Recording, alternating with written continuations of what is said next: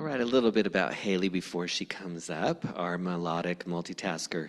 Halee is a full-time mom to 3 fabulous children, wife to 1 tired husband. I know he's in the audience. There he is. Hey, Dave. On-call chef to 2 fun stepdaughters and part-time music leader at Denver Friends Church. She started homeschooling in 2023, so hasn't had a day off in 2 years, but still manages to dance with her children in the kitchen and answer all the many questions about life. One day she'll probably go back to teaching music and performing the occasional musical, but for now she's enjoying kids, nature, Jesus, her church, and and lots of coffee. There we go. Do you want to try to use this? Make sure that that's happening. Okay, I just want to. All right. Ow. Make sure that doesn't break.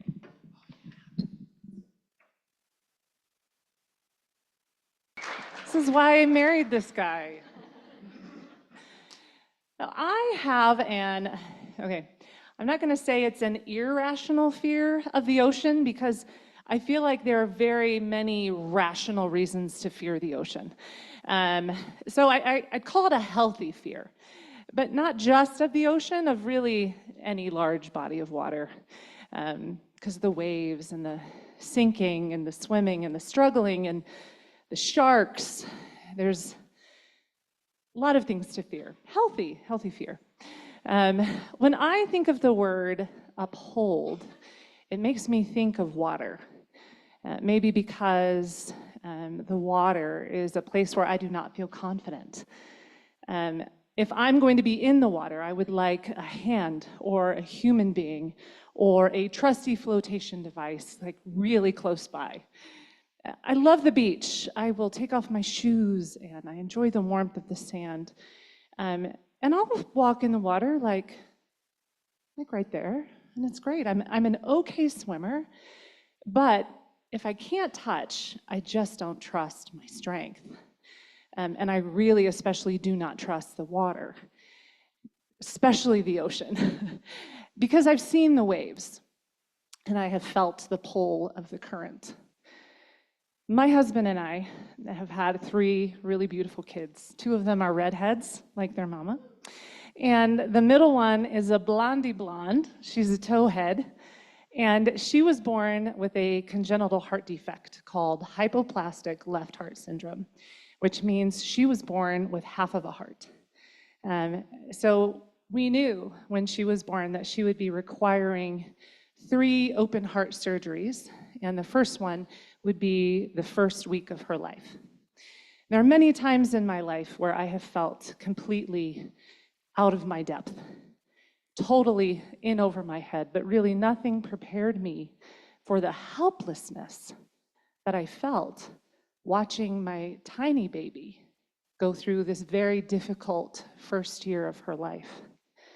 And maybe it was because of the watching that was part of the struggle for me, because I really don't know what's worse, being the one swimming in the water who's struggling, or being the loved one on the beach, watching the one who's struggling in the water. Because with every surgery and every complication and every medication and every poke and every step forward and every 2 steps back, the only thing I could do was be there, watching, helpless, struggling, sinking. There was a moment after her very first surgery. She was 5 days old when she had her first open heart surgery. And I couldn't actually hold her for several days after her surgery. She was sedated and intubated. And so what I would do is I would lay or sit next to her little bed, and I just put my hand on her head just to let her know I was there. It was a very calming thing. But internally, there was a storm happening inside of me, because everything I wanted to do, I wanted to dive in. I wanted to rescue her. I wanted to do whatever it is I could. I wanted to feed her. I wanted to comfort her. I wanted to keep her warm. I wanted to tell her it was going to be okay, because I was her mom. And that's what I was made to do. That's like my first job as her mom, and I couldn't do any of it. So I was really struggling with this one night. I was actually washing the dishes. One of the infuriating things about going through crisis is that you still have to do the menial tasks like feed yourself and wash the dishes. So I was doing that and just, crying, and it was a mess. And in that moment, while I was washing the dishes, God spoke to my heart. And he said this very, very simply. He simply said, "She is mine."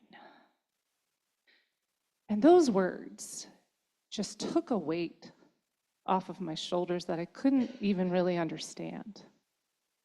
And my response in that moment was very simply, "She is yours. You're right. She has always been yours." A few weeks ago, I was looking at my phone. I was scrolling through some videos, and this one jumped out at me. It was this woman who was reading something she had received from Proverbs 31 Ministries. And I watched it for about 5 seconds before, again, here I am, ugly crying. And I'm going to read it to you. I'm going to read what it is that she read. "I would have pulled Joseph out of that pit, out of that prison, out of that pain. But I would have cheated nations out of the one God would use to deliver them out from famine. I would have pulled Esther out of being snatched from her only family, out of being placed in a position she never asked for, out of the path of a vicious, power-hungry foe, but I would have cheated a people out of the woman God would use to save their lives. I would have pulled Jesus off of the cross, off of the road that led to the suffering and the pain, but I would have cheated the entire world out of a Savior, out of salvation, out of an eternity filled with no more suffering and no more pain. This road is hers. If I was on the throne, I would have pulled her out, but I would have cheated her out of the God-sized story that he has written with her beautiful name all over it. I don't get to save her. I don't get to keep her from walking this road. I would. Still, I would wrestle with God and bargain, say, "God, why not me? Why her? Can't I have at least this thing? Can't I take that?" But I am not on the throne. And she really does belong to him. And he is faithful, and he is good. And my journey and my joy has been to walk with her on this road. I can't explain what a joy it is to hold her up while we are simultaneously being upheld by the one who is on the throne, the one who saves, the one who holds all things together, the one who calms the sea. Thank you.